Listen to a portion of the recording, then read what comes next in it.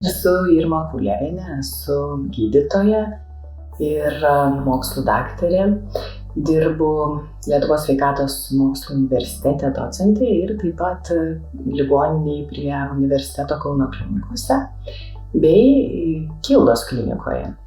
Pagal specialybę esu gastroenterologė gydytoja. Tai reiškia, kad gydau įvairias su virškinamuoju traktu susijusias ligas. Virškinamasis traktas tai ne tik tai stemplė, skrandis, žarnynas, bet taip pat kasa, kepenys ir kiti virškinimo organai, visi virškinimo organai tam priklauso. Taip pat esu pabaigusi psichoanalitinės interpersonalinės psichoterapijos studijas ir šiuo metu taip pat dirbu psichoterapeutė. Aš galvoju, kad tai yra labai svarbu, kadangi žmogus nėra atskiri organai. Viskas yra susiję, yra vienodai, ne tik tai organiniai, bet ir psichologiniai dalykai. Ir labai dažnai mes turime, kad pradinė psichologinė liga sukelia kažkokius organinius nusiskundimus, netgi ligas.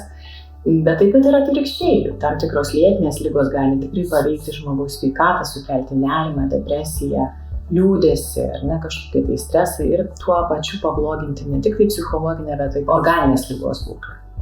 Tai savo darbe aš vadovaujuosi tuo principu, kad į žmogų reikia žiūrėti ne į atskirus organus, bet kaip į žmogų, kaip į asmenybę, kaip į vienovę.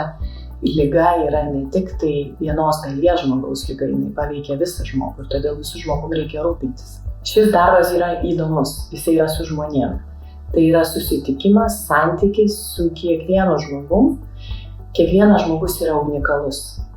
Jeigu mes galime suklasifikuoti ligas ar ne, kažkaip jas sudėlioti į kažkokias tai struktūras, tai kiekvienas žmogus toj struktūroje yra nepakartojamas ir vienintelis. Ir susitikti su tuo kiekvienu žmogumi, su juo pakalbėti, sužinoti apie jį, visada yra džiaugsmas, visada yra įdomu, visada yra prasminga.